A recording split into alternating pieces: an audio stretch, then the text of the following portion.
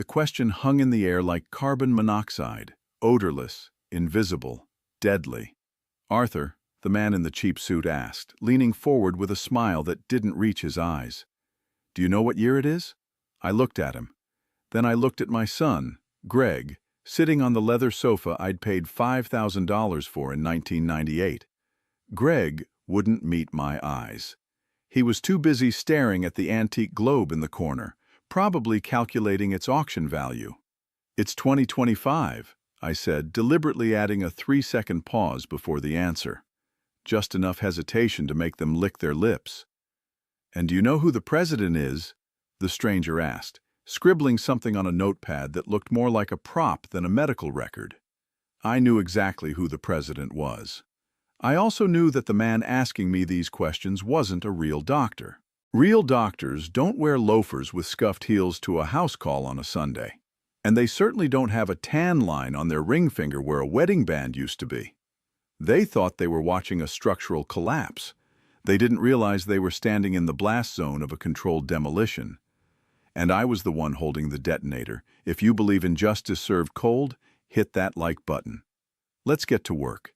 And before we continue, please subscribe to the channel and write in the comments what time it is where you are now.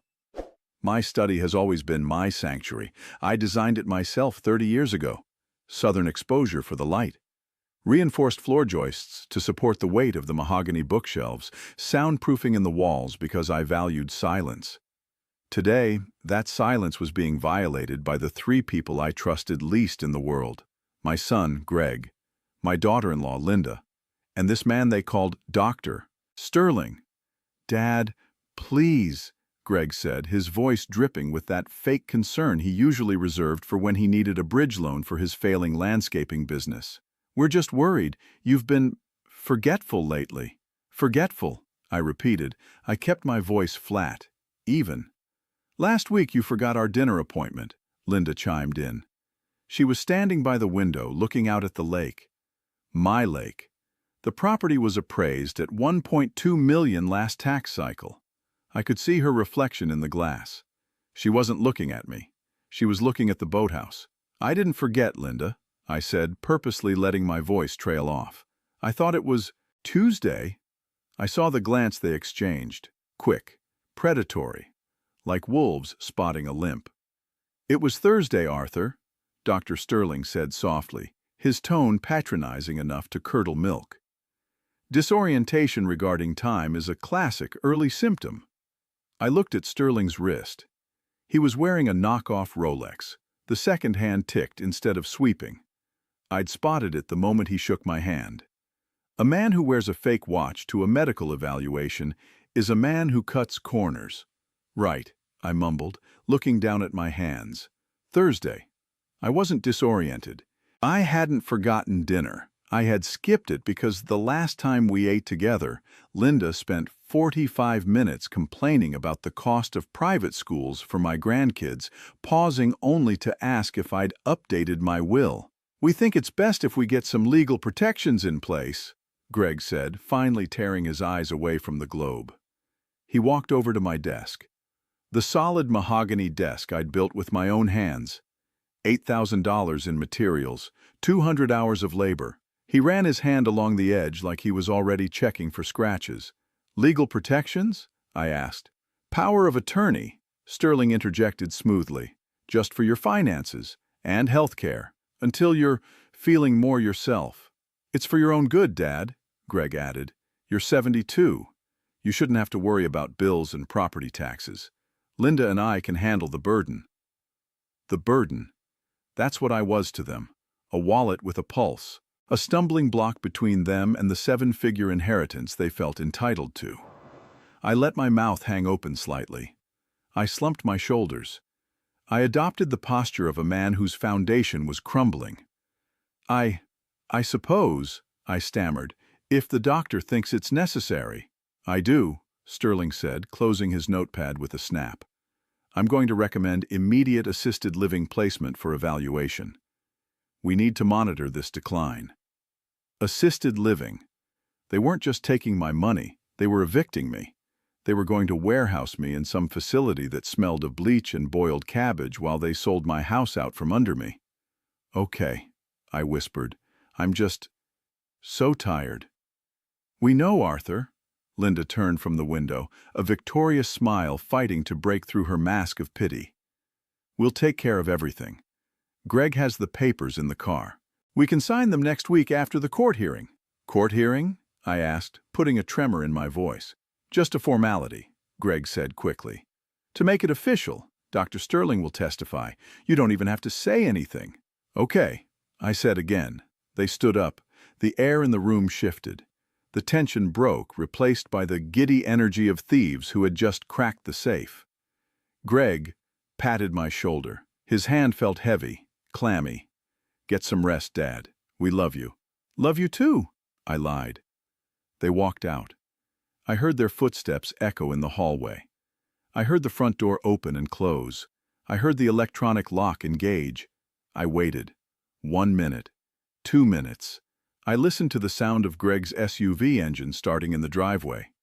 It had a loose fan belt, a screeching sound that faded as they drove down the long gravel driveway. I stood up. I straightened my back. The slump vanished. The tremor in my hands disappeared. I walked over to the window and watched the dust settle where their car had been. "Love," I said to the empty room. "Expensive word." I turned back to the coffee table. I knelt down, my knees complaining slightly, structural wear and tear, nothing critical, and reached underneath. I pulled out the digital voice recorder I'd taped to the underside of the table 20 minutes before they arrived. The red light was still blinking steadily. Recording. Then I walked to the bookshelf. Between a first edition of The Fountainhead and a treatise on suspension bridge dynamics, a tiny black lens stared back at me. A 4K motion-activated camera with a wide-angle lens. I pulled the SD card. I walked to my desk, and sat down. I woke up my computer. 3 monitors flickered to life. I inserted the SD card and the recorder's USB cable. The files appeared. The video file was crisp. The audio was crystal clear. It captured everything. But more importantly, it captured the 5 minutes before I walked into the room. I clicked play. On the screen, Greg was pacing. Linda was checking her makeup in her phone camera. Sterling was adjusting his tie. Video Greg. "Are you sure he'll buy it? The old man is sharp." Video Sterling. "He's 72. If I say he's confused, the court will believe he's confused. I've done this a dozen times. Just make sure the check clears, Greg. I don't work on credit." Video Linda. "He'll sign. He's desperate for attention. Once we have POA, we can list this place by the 1st of the month. I already have a realtor lined up." Video Greg. "I just want it done. I'm sick of coming out here." "It smells like old people." I paused the video. "Smells like old people," I repeated. I leaned back in my Herman Miller chair. My pulse was steady. 68 beats per minute. They wanted a structural failure. Fine. I was a structural engineer. I spent 40 years calculating load limits, stress points, and catastrophic failure scenarios. I knew exactly how to bring a building down. You identify the weak points, you apply pressure, and you let gravity do the rest. I opened a secure browser window. I logged into a cloud server. I encrypted myself. I uploaded the files. Then I picked up the phone. I didn't call Greg. I didn't call Linda. I dialed a number I hadn't used in 5 years. "Marcus," I said when the voice answered on the second ring. "Initiate the ironclad protocol." "Arthur?" Marcus's voice was gravelly, surprised. He was the best estate attorney in the state, and expensive enough to make Greg weep. "Are you sure? Once we start that, there's no going back." "They brought a fake doctor to my house, Marcus. They're filing for guardianship next week." Silence on the line. Then the sound of a chair shifting. "Send me everything," Marcus said. His tone changed. He wasn't a friend anymore. He was a weapon. "Uploading now. And Marcus?" "Yeah?" "Freeze everything. The accounts, the trust, the deed transfers. If they try to buy a stick of gum with my money, I want the card to decline. Consider it done. I'll file an emergency motion in the morning." I hung up. I looked at the globe Greg had been eyeing. It was a 1930s Weber Costello, worth about $3,000. I walked over to the bookshelf and pulled a binder from the bottom shelf. It was labeled Contractors, Vetting.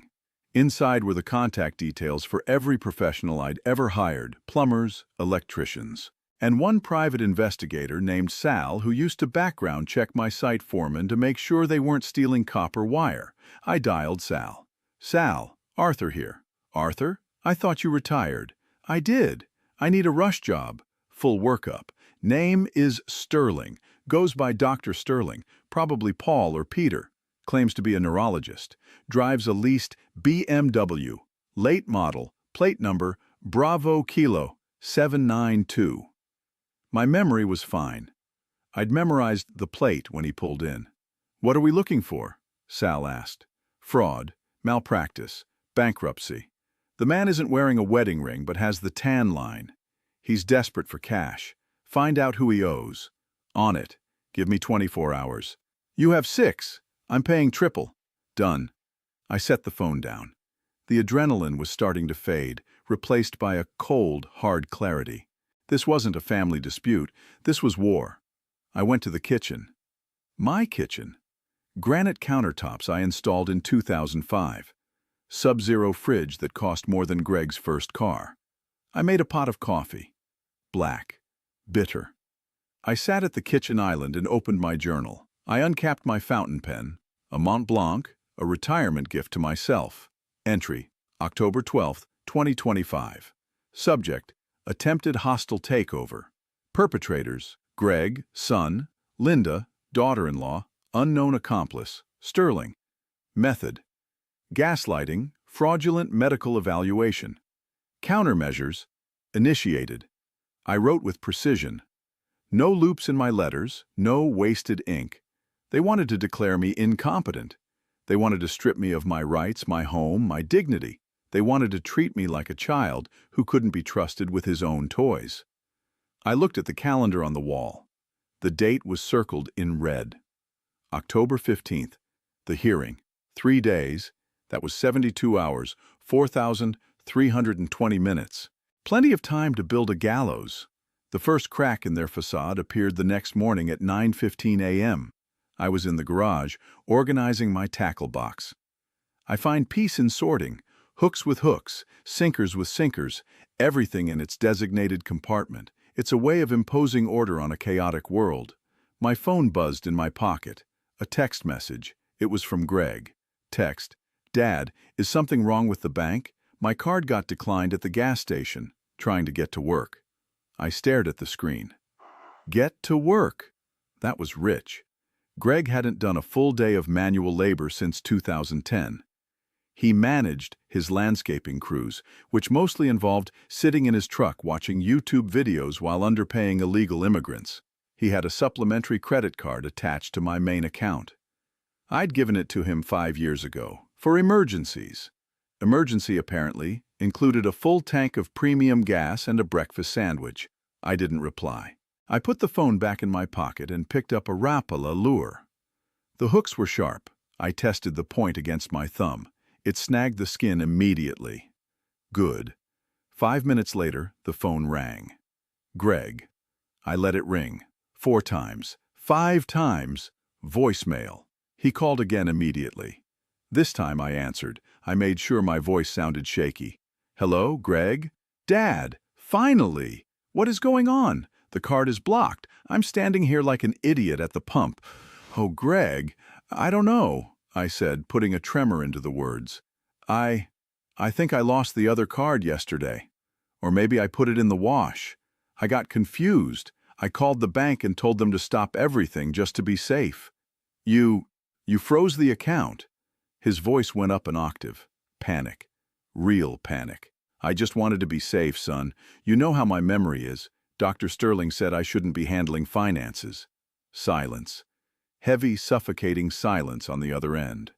I could practically hear the gears grinding in his head. He couldn't scream at me. If he screamed, he broke the narrative that he was the concerned, loving son. If he got angry, he wasn't protecting me, he was using me.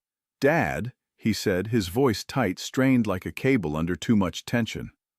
"That card is for emergencies. You can't just shut it off without telling me. How am I supposed to... Never mind. Just call them back. Unfreeze it. I don't know if I can, Greg. I don't remember the password anymore. It's all so foggy. Jesus Christ, he muttered. Then louder. Okay, don't worry. This is exactly why we need the power of attorney, so I can fix messes like this. Just sit tight. Do not touch anything else. Linda and I will be over tonight. Tonight? Yes. We need to get that paperwork signed before you lose anything else. Okay, son, drive safe. I hung up. I smiled. A cold, thin smile. Step 1 complete. Financial pressure applied. When you cut off the money supply, you force the enemy to make mistakes. They get desperate. They get sloppy. At 11 a.m., my email chimed. Sal, the PI. Subject, Sterling dossier. Attachment, PDF, 45 pages. I opened it. Sal earned his triple fee.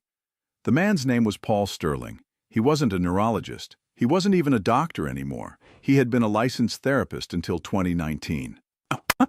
Then the state board revoked his license. Reason for revocation: insurance fraud, billing for sessions with dead patients. He had filed for Chapter 7 bankruptcy 6 months ago, debts totaling $143,400, mostly gambling debts and unpaid alimony.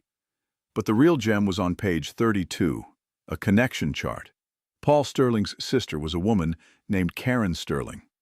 Karen Sterling was the owner of Core Fitness, Linda's gym. Linda had a personal training membership there. $200 a month, I knew, because I'd paid for it twice last year as a birthday gift. So that was the link. Linda complained to her trainer about her senile father-in-law sitting on a gold mine. The trainer mentioned her brother, the disgraced ex-doctor who needed cash, a conspiracy born in a locker room. I printed the document. The printer hummed, a rhythmic, reassuring sound. I watched the pages slide out, ink on paper, physical evidence. I took the stack of papers and punched 3 holes in them. I placed them in a fresh binder. I labeled the binder Exhibit A. Then I went back to the computer. I needed more. I needed to know exactly what their plan was. I logged into the family iCloud account. They thought I was technologically illiterate because I still used a flip phone for calls and preferred paper books. They forgot that I used AutoCAD when they were still learning cursive. They forgot that I set up the family network. I paid the bill. I had admin rights. I scrolled through the shared folders. Nothing. I checked the backups. Linda's iPhone had backed up at 3 a.m. I accessed her notes app. There was a note titled Lake House Reno. I opened it. It wasn't a renovation plan for me. It was a staging plan for a sale. List: remove old furniture, dumpster rental, $400. Paint over wood, paneling in study, white/gray modern, landscaping. Clear the overgrown bushes, list price, $1.4 million aggressive, accept $1.25 million. Timeline. List by November 1st. Close by December 15th. Funds usage. Pay off Greg's business loan, $85,000. New house down payment, $200,000. Tesla, $80,000. My study. They were going to paint over the mahogany. I felt a physical pain in my chest, not a heart attack, rage. Pure distilled rage. I had selected that wood myself. I had sanded it. I had stained it. It was a living thing. And she wanted to paint it white/gray modern, to flip the house to some tech bro from the city. Dumpster rental, I whispered. That's where my life was going. Into a dumpster. My books, my drafting tables, the framed photos of my wife. Sarah. They were doing this in the house Sarah and I built. The house where she spent her final days. I closed my eyes. I could still smell her perfume in the master closet, lavender and old paper.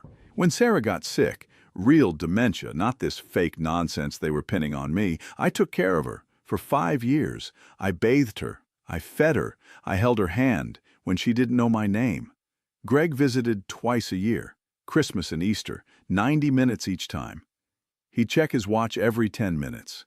And now he wanted to use memory loss as a weapon? Oh, I opened a new window. I navigated to the county court website. I searched for filings under my name. There it was. In re, the estate of Arthur Vance, motion for emergency temporary guardianship. Petitioner, Gregory Vance. Hearing date, October 15th, 10 a.m. Attached to the filing was an affidavit, signed by Dr. Paul Sterling, M.D. It stated that I was a danger to myself, that I had left the stove on, lie, that I had wandered into traffic, lie, that I was aggressive and paranoid. Paranoid. I looked at the camera on the bookshelf. I looked at the recorder on the table. They call it paranoia when you're imagining enemies. They call it intelligence when the enemies are real. I printed the affidavit. Into the binder it went. My phone rang again.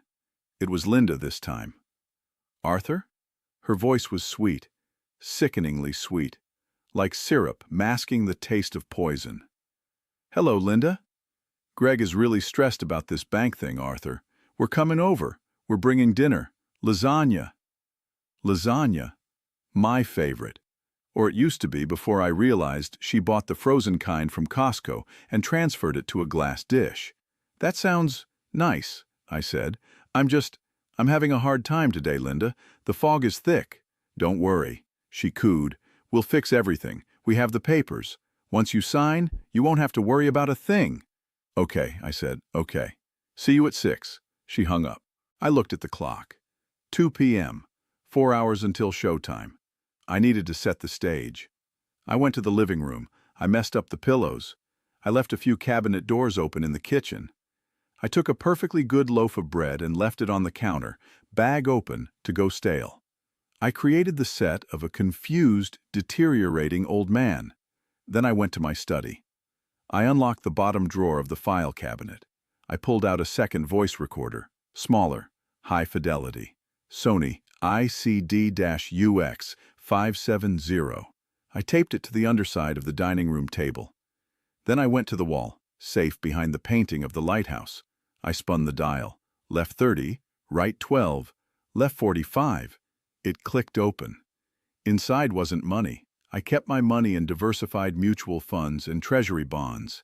Inside was my old notary seal, from when I did consulting work, and a stack of blank paper. I took a sheet. I began to draft a document. Revocation of prior powers, declaration of competence. I wasn't going to sign their papers, but I was going to make them think I did. I needed them to commit. I needed them to stand in front of a judge and lie under oath. Attempted fraud is a crime. But perjury? Perjury is a felony that judges take personally. I checked the battery on the dining room recorder. Full bars. I sat in my chair and watched the sun verify the angle of the roof overhang.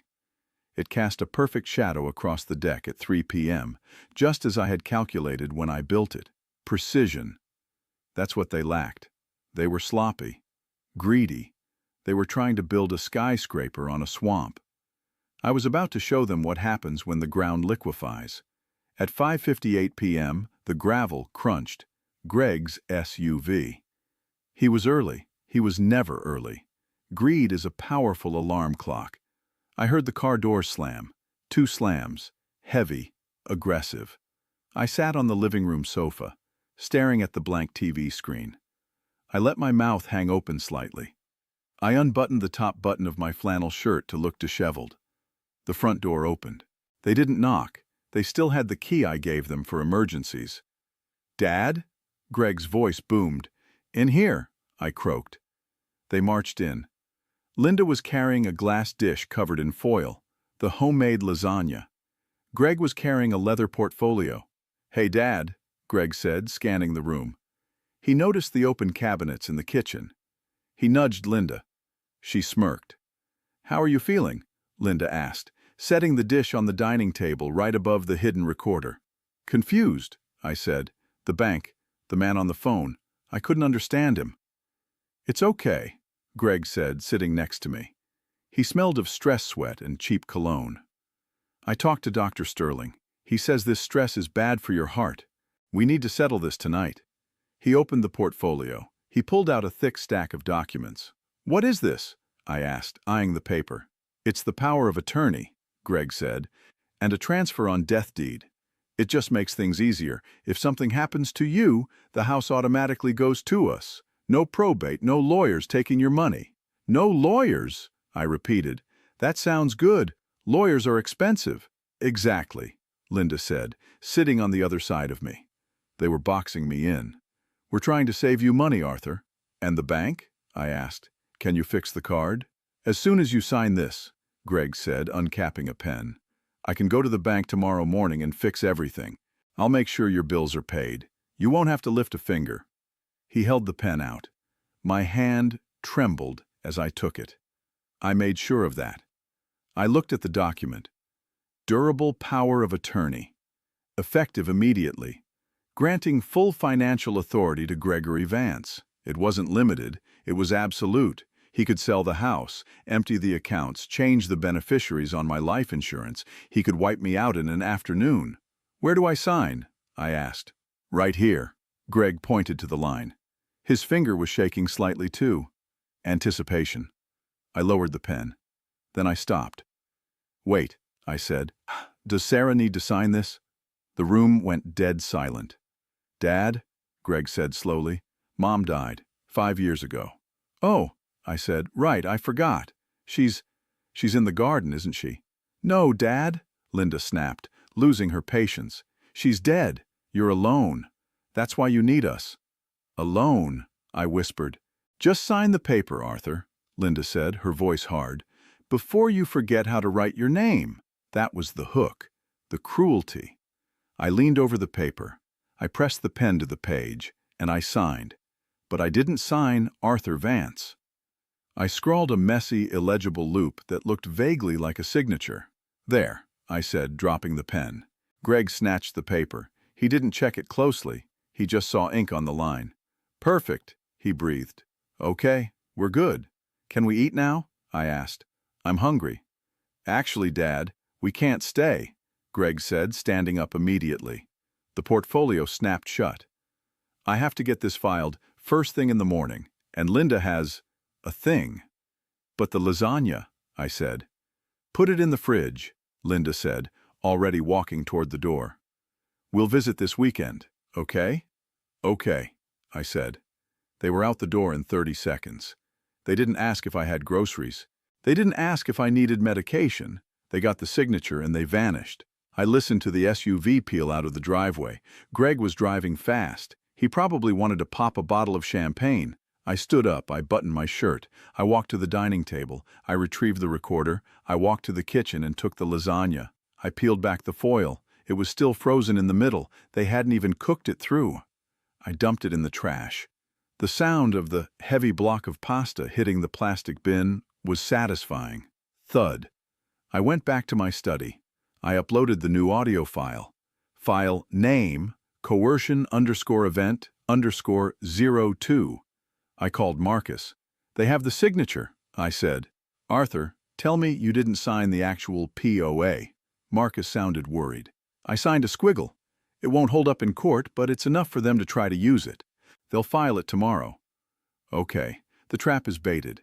The hearing is Wednesday. I've already subpoenaed Sterling's records, but I kept it quiet. He won't know until he steps into the courtroom." "Good. And Marcus?" "Yes? I want you to draft a new will." "Okay. Who are the beneficiaries?" "The Engineering Scholarship Fund at State University and the local animal shelter. All of it. Every cent, every nail, every blade of grass. Greg is going to contest it. Let him. He can spend his inheritance on legal fees fighting a university endowment. They have better lawyers than he does. You're a hard man, Arthur." "I'm a structural engineer, Marcus. I don't build on rotten wood." I hung up. I sat in the dark for a long time. I looked at the picture of Sarah on my desk. "They tried to use you," I told her photo. "They tried to use your memory to confuse me." My hands were cold. Not from the temperature of the room, but from the lack of blood flow caused by clenching my fists for an hour. I opened my hands. I stretched my fingers. 3 days to the hearing. I had the evidence. I had the recordings. I had the fake doctor's bankruptcy filings, but I needed one more thing. I needed to break them. Not just legally, psychologically. I wanted them to feel what I felt, the uncertainty, the fear, the ground shifting under their feet. I opened my laptop. I logged into the smart home system for Greg's house. I had installed it for them 3 years ago. Thermostats, lights, security cameras. A gift, I'd said. They loved it because it was expensive tech they didn't have to pay for. They never changed the admin password. It was still Vance 123. I looked at the control panel. Greg's house, 72 degrees, lights on in the living room, TV on. I created a new automation schedule. Start time, 3 a.m. Action 1, drop thermostat to 55 degrees. Action 2, flash master bedroom lights on/off at random intervals. Action 3, play audio file on whole house speakers at 80% volume. I selected the audio file. It was a recording of a structural stress alarm. A low rhythmic beeping that signified imminent collapse. I saved the schedule, then I went to bed. I slept like a baby. The next morning I woke up at 6 a.m. No alarm. My internal clock is more reliable than anything Apple sells. I went straight to the computer. I pulled up the activity logs for Greg's house. It was a masterpiece of digital chaos. Log entry 3 a.m. Master bedroom lights, strobe effect initiated. Log entry 3 o'clock 5 a.m. Audio system, structure_fail_alarm.mp3 at 85% volume. Log entry 3:02:15 a.m. Manual override attempt, failed, incorrect admin password. Log entry 3:15 a.m. Thermostat set to 55 degrees. Log entry 4:30 a.m. System reset. They had spent 90 minutes in a freezing disco with a siren blaring. I poured my coffee. I took a sip. It tasted like victory. At 7:15 a.m. my phone rang. Greg. I let it ring 3 times. I cleared my throat to ensure I sounded sufficiently frail. Hello? Dad! Greg shouted. He sounded wrecked. Hoarse voice. Panic in the background. Dad, did you touch the smart home settings? The what? I asked innocently. The thermostat thing? I don't know how to work that, Greg. You know I still use the dial one. The whole house went crazy last night, he yelled. Lights flashing, sirens. It was freezing. Linda is freaking out. She thinks someone hacked us. Oh my, I said. That sounds terrible. Maybe it's just old wiring. Houses get confused too sometimes. Houses don't get confused, Dad, he snapped. Then he caught himself. He remembered he was supposed to be the patient guardian dealing with a senile father. He took a breath. I heard the shudder in it. Look, never mind. I'm just tired. We didn't sleep. I slept great, I said. Dreamed about your mother. Right. Great. Look, I'm going to the bank now with the paper you signed. I'll get the cards turned back on.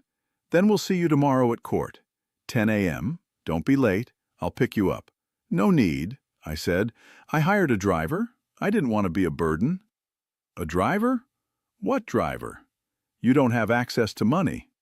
I found a $20 bill in my winter coat. I lied. It should be enough, right? Yeah, sure. Whatever. Just be there. He hung up. He didn't care how I got there. He just wanted to make sure the defendant showed up to his own execution. I spent the rest of the day preparing. I wasn't going to wear the tweed jacket and slacks I usually wore around the house. That was Grandpa Arthur.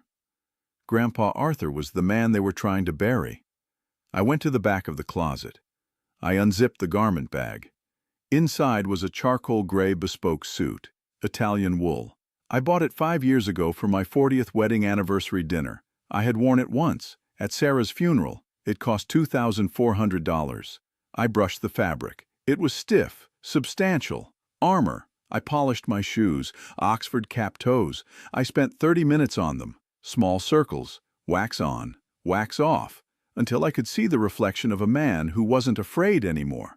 Tuesday passed in a blur of cold preparation. I ate a simple dinner, toast, eggs, efficient fuel. I reviewed the ironclad binder one last time. Exhibit A, Sterling's bankruptcy. Exhibit B, the realtor notes from Linda's phone. Exhibit C, the video of them rehearsing their lies. Exhibit D, the audio of them coercing me to sign. I tabbed each section with color-coded sticky notes. Yellow for fraud, red for malice. I went to bed early. I needed to be sharp. Wednesday, 8 a.m. I dressed slowly. White shirt, starched. The cuffs hit exactly at the wrist bone. Silk tie, dark burgundy. A double Windsor knot. Symmetrical, solid. The suit. It fit perfectly. I hadn't lost weight. I hadn't withered away like they hoped. I looked in the mirror. The man staring back wasn't a confused senior. He was a structural engineer with 40 years of experience in identifying critical failures, and he was about to condemn a building. At 9 a.m., a black town car pulled into my driveway. Not a taxi. A private car service I paid for with a credit card I had kept secret from the family for a decade. My project fund. The driver opened the door. "Courthouse, Mr. Vance?" "Yes," I said, "and don't spare the horses." The drive took 30 minutes. I watched the trees blur past. The oaks were turning color, red, gold, dying but beautiful. We pulled up to the county courthouse. It was a brutalist concrete structure from the 70s. Ugly but solid. I respected the rebar, if not the architect. I walked up the steps. My cane tapped a steady rhythm on the concrete. Click, click, click. I didn't need the cane. My knees were fine. But it was a prop, a weapon. Heavy hickory with a brass head. I saw them in the hallway outside courtroom, 304. Greg was wearing a blue suit that was too tight in the shoulders. He looked exhausted, dark circles under his eyes. The haunted house effect. Linda was wearing a modest floral dress and a cardigan, trying to look like the dutiful, suffering daughter-in-law. She was typing furiously on her phone. And Sterling. He was there. Wearing a better suit than Sunday, but still cheap, polyester blend. He was leaning against the wall, looking bored. They spotted me. "Dad!" Greg rushed over. "You made it. Where's the driver?" "He dropped me off," I said. My voice was calm. "You look nice," Linda said, eyeing the suit. She frowned. She realized the fabric was better than anything Greg owned. "A bit formal, isn't it?" "I wanted to look my best for the judge," I said. "Right," Greg said. "Listen, Dad. When we go in there, just sit next to me. Let the lawyer talk. If the judge asks you anything, just look at me, okay? I'll help you." "Help me," I repeated. "Yes, we're doing this for you." The bailiff opened the door. "All parties for Henry Vance, come in." We filed in. The courtroom smelled of floor wax and old lies. I saw Marcus sitting at the respondent's table. He looked up and nodded. A microscopic movement. Greg stopped. "Who is that?" "That's a lawyer, Greg," I said. "Why is there a lawyer at your table?" Greg whispered, panic flaring in his eyes. "I thought you said you didn't hire anyone." "I didn't," I said as I walked past him. "I hired him 5 years ago. He's on retainer." I sat down next to Marcus. Greg and Linda scrambled to the petitioner's table. They were whispering frantically. Sterling looked confused. He pulled out his phone, probably to check if his check had cleared. "All rise," the bailiff announced. Judge Holloway entered. He was a man in his 60s, stern face, reading glasses perched on the end of his nose. I knew him by reputation. He hated wasted time. "Be seated," Holloway said. He opened the file. Estate of Arthur Vance. Petition for emergency guardianship. Petitioner Gregory Vance alleges the respondent is incapacitated due to dementia and cognitive decline. He looked over his glasses at me, then at Greg. "I see the respondent is present and represented." "Yes, Your Honor." Marcus stood up, smooth, professional. "Marcus Thorne, for Mr. Vance." "Thorne," the judge nodded. He knew the name. That was worth the $500 an hour right there. "Mr. Vance," the judge addressed Greg. "You don't have counsel?" No, Your Honor," Greg stammered. He stood up, knocking his chair back slightly. "Clumsy. This is a family matter. We just want to help my father." "Very well. Proceed with your petition." Greg took a breath. He went into his rehearsed speech. "Your Honor, my father, he's not the man he used to be. He forgets things. He gets aggressive. He leaves the stove on. Last week he couldn't even remember what year it was." He looked at me with fake sadness. "It breaks my heart, but he needs someone to manage his affairs, for his own safety. We're asking for full guardianship and control of the estate to pay for his care." "I see," the judge said. He made a note. "And you have medical evidence?" "Yes." Greg pointed to Sterling. "Dr. Sterling evaluated him this past Sunday. He's a specialist." "Doctor." "Sterling," the judge said. "Please take the stand." Sterling walked up. He looked confident. He'd done this before. He swore to tell the truth. "State your name and credentials for the record," the judge said. "Dr. Paul Sterling," he said smoothly. "I am a consulting neurologist specializing in geriatric cognitive decline." "And your assessment of Mr. Vance?"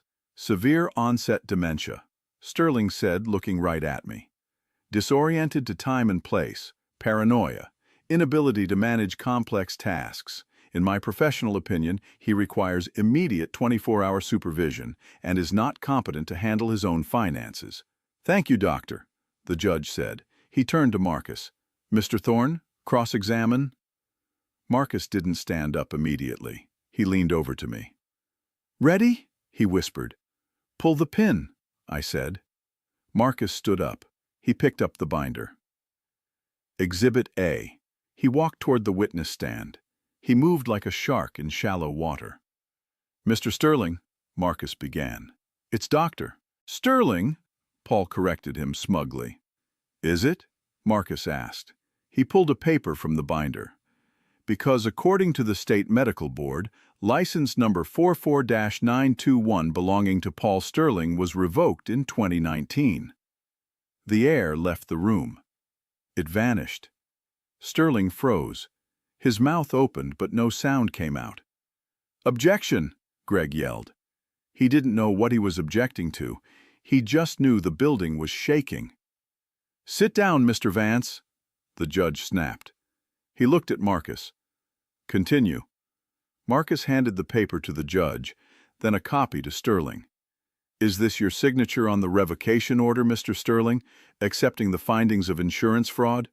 That was a misunderstanding," Sterling stammered. Sweat appeared on his forehead instantly. "I am still a consultant." "A consultant?" Marcus said. "And did you disclose to the petitioner that you are currently in Chapter 7 bankruptcy proceedings?" "That's not relevant," Sterling squeaked. "It goes to motive," Marcus said calmly. "Especially considering this." He pulled out another paper. The bank transfer record Sal had found. "A transfer of $5,000 from Gregory Vance to your personal account on Friday, labeled consulting fee." Marcus turned to the judge. "Your Honor, the witness is a deregistered practitioner who was paid to provide a fraudulent diagnosis. He is testifying for cash to help the petitioner seize an estate worth $1.2 million. The judge's face turned a dangerous shade of red. He looked at Sterling. "Is this true?" the judge asked. His voice was low, like thunder on the horizon. I... Sterling looked at Greg. Greg was staring at the table. Linda was gripping her purse so hard her knuckles were white. "Your Honor," Marcus interrupted, "if I may, we have one more piece of evidence. It clarifies the intent behind this petition." "Submit it," the judge ordered. Marcus pulled out a tablet. He walked it up to the bench. He placed it in front of the judge. "Play," Marcus said. The courtroom was silent. Then, the audio from my study filled the room. Sterling's voice, "He's 72. If I say he's confused, the court will believe he's confused. Just make sure the check clears, Greg." Linda's voice, "Once we have POA, we can list this place by the 1st of the month." Greg's voice, "I'm sick of coming out here. It smells like old people."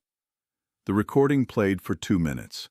I watched Greg. He shrank, physically shrank. He slumped in his chair. He looked small. I watched Linda. She closed her eyes. She knew the house, the money, the modern renovation, gone. The judge listened to the whole thing. He didn't move. When the recording ended, the silence was heavier than concrete. The judge slowly took off his glasses. He looked at Sterling, then at Greg, then at Linda. "Bailiff," the judge said. "Yes, Your Honor?" "Take Mr. Sterling into custody, contempt of court, perjury, and practicing without a license. I want the district attorney down here. Now." Sterling bolted. He actually tried to run. He made it 3 steps before the bailiff, a man the size of a vending machine, grabbed him by the collar and slammed him into the wall. Thud. "Dad!" Greg stood up, tears streaming down his face. Dad, please, we didn't mean it. We were drowning in debt. The business is failing. Sit down, the judge roared. Greg collapsed back into his chair. The judge turned to me. Mr. Vance, he said. His voice was softer now. Respectful. I apologize that this court was used as a weapon against you. I stood up. I buttoned my jacket. Thank you, Your Honor, I said. My voice was clear, strong. I would like to move for a dismissal with prejudice, and I would like a restraining order against the petitioners. Granted, the judge said immediately, and I am referring both Mr. and Mrs. Vance to the prosecutor's office for attempted fraud and elder abuse. No, Linda screamed. We have kids. You can't put us in jail. I looked at her. You should have thought of them, I said, before you tried to sell their grandfather's house. I turned my back on them. I walked toward the door. Dad, Greg wailed. Dad, don't walk away. I'm your son. I stopped. My hand was on the brass handle of the heavy oak door. I turned my head slightly, just enough to see him one last time. My son visited me twice a year, I said. You're just a man who owes me money. I pushed the door open. I walked out into the hallway. The air out there was cooler, cleaner. Marcus followed me out a moment later. That was decisive, Marcus said. He looked a bit shaken by the brutality of it. Is it done? I asked. The petition is dead. They're going to be booked. The DA will likely offer a plea deal, but they'll have felony records. They'll lose the landscaping business. And the house? Safe. Forever. Good. I checked my watch. 10:45 a.m. Bill me, Marcus, I said. Arthur, are you okay? I looked down the long hallway. I felt lighter, like a load-bearing wall had been removed, but the roof held up anyway because the design was sound. I'm fine, I said. I have a lot of work to do. 3 months later, I stood on the deck of a new house. I didn't stay at the lake. I couldn't. The memory of their greed had seeped into the floorboards.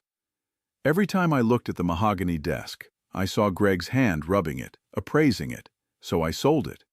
I got $1.3 million. Cash buyer. A nice young couple with a baby on the way. I left them the custom bookshelves. They promised not to paint them.